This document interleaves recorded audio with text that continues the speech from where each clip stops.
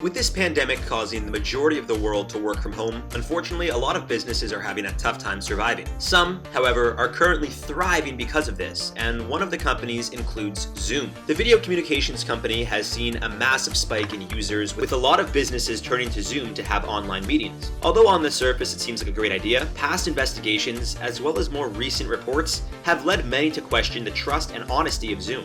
More specifically, they've been accused of selling users' data, having an awful security system, and even keeping a close eye on us while we use the app. Today on Life's Biggest Questions, we're asking, is Zoom spying on us? What's up everyone, Jared Bronstein here with you today, and as always, I hope you're having yourselves a fantastic day. We'll be wrapping this one up with some comment replies as we always do, and before we get into it, I want to know if you have been using Zoom over the past few weeks. Let us know in the comments below, and for now, let's get right into this one. Back in July of 2019, reports came out claiming Zoom's security is incredibly flawed, with hackers easily having the ability to spy on someone through their webcam without them knowing. All someone would have to do to hack a Mac user is create a meeting and attach a link to a website. If someone were to click the website's link, the Zoom app would automatically launch, recording without someone ever knowing. Although Zoom downplayed the incident, claiming that their security isn't flawed and that someone could just leave the meeting upon realizing the app had opened, it still makes me really uneasy knowing someone could be watching me through a webcam without me knowing.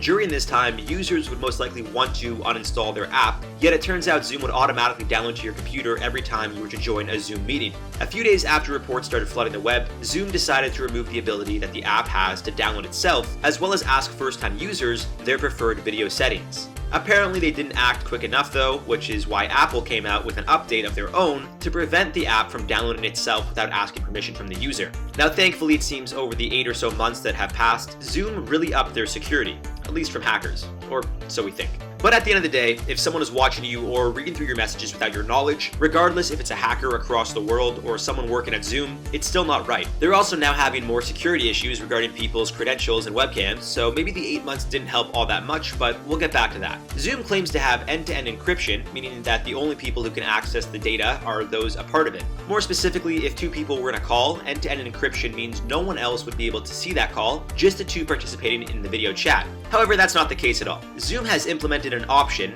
to allow the person running the meeting to do so with an end-to-end encryption. If the meeting's host clicks the option, all the other participants will see a green padlock in the corner of their video chats, and when hovering over the lock, it literally says, Zoom is using an end-to-end encrypted connection.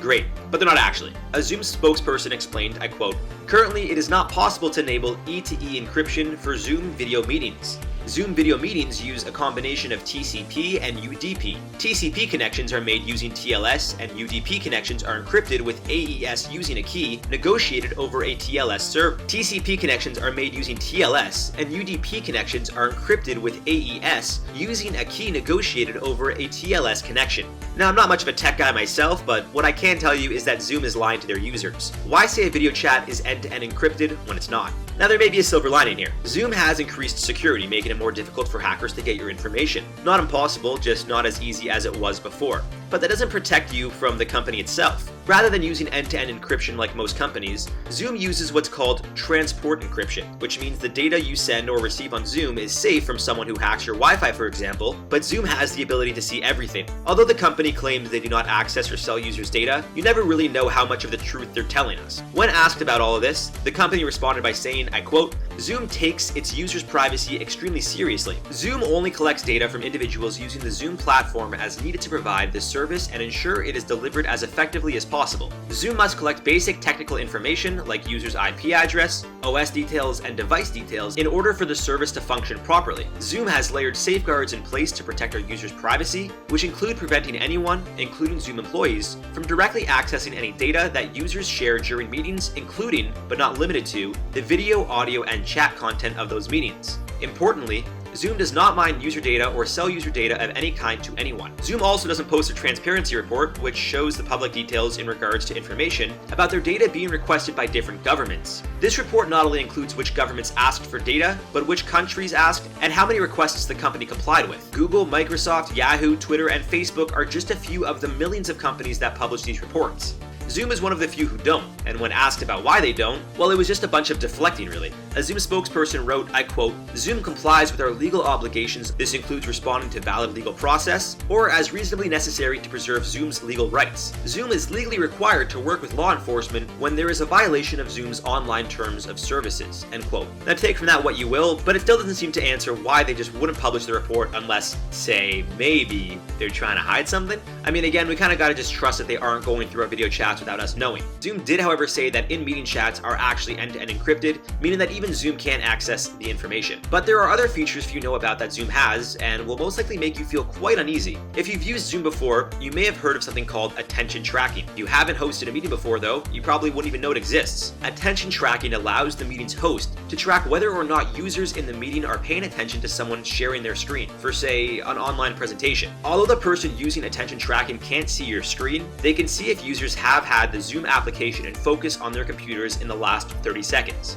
And that doesn't mean the host can see your computer screen. Zoom just tells them whether or not the app has been minimized, which allows the host to determine who's been working and who's not. Here's where the uncomfy part comes in. The users being tracked have no idea. Unlike Instagram or Snapchat, when someone screenshots your DMs, it tells you, Zoom would not let you know that your boss is fully aware that you've been watching TV through the whole meeting. Now, as I previously mentioned, we'd be getting back to the whole security hacker thing, which they fixed on Macs. Great. But what about Windows? Unfortunately, in an article as recent as April 2nd, 2020, it was determined that hackers could steal the credentials of a Windows user by simply having them click on a link which could be posted in a meeting. Although it's possible for this to happen on Macs as well, it's much more difficult. But it turns out Macs aren't so safe either, due to the fact that the Mac OS installer for Zoom can allow someone to gain root privileges. The app is able to download and install into your computer without you even clicking install. It just automatically downloads in the background, and although some may find it convenient, it's actually quite dangerous. The software they use to install is incredibly flawed and could easily give a hacker access to one's credentials simply by changing a piece of code in the installation. Another scary aspect is that a hacker can spy on you via webcam and microphone, again, simply by injecting codes into the process space, which would then give the hacker a lot of control over your technology. So to wrap this one up, is Zoom spying on us? Well, we can't say for sure.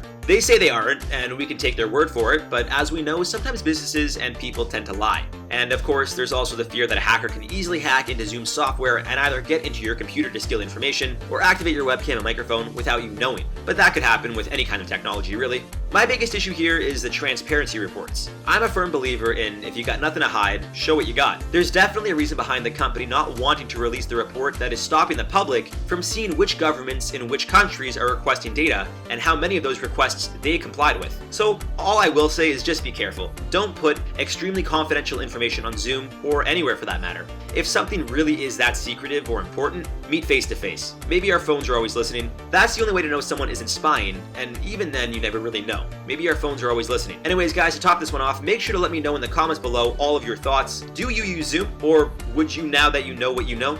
We got to reply to some comments from the video, what if the Ebola virus came back? So let me know all your thoughts in the comments down below. But for now, let's reply to some comments. SMBX Dude said, 2020 be watching this video, like, good question. So that was probably one of the funniest comments that I saw in the comment section, which is why I included it. That actually made me laugh, and I laughed just now in the recording, but it was just funny when I read that. So hats off to you, my friend. You're funny. Oceanic said, Mom, I'm scared, pick me up. Another really funny one. Personally, I'm a believer that you can find humor in anything, and as tragic as this pandemic is, and as scary as it is, you know, we could let our anxiety take over and scare us and live the next however long in fear, or we could try to make the best of the situation and try to find humor in it.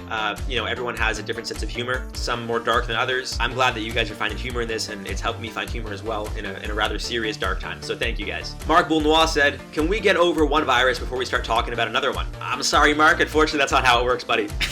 Like, Ebola won't be like, oh, it's Corona's time? Okay, sorry. We'll come back later. They don't care. They're doing their thing. They want to wipe out humanity. They're going to do just that. Anyways, guys, we're going to wrap this one up. I've been your host, Jared Bronstein. You guys have been watching Life's Biggest Questions. Hope you guys are staying safe and, of course, healthy during this quarantine or lockdown or whatever's going on in your country or state or city. And we'll see you guys in the next one.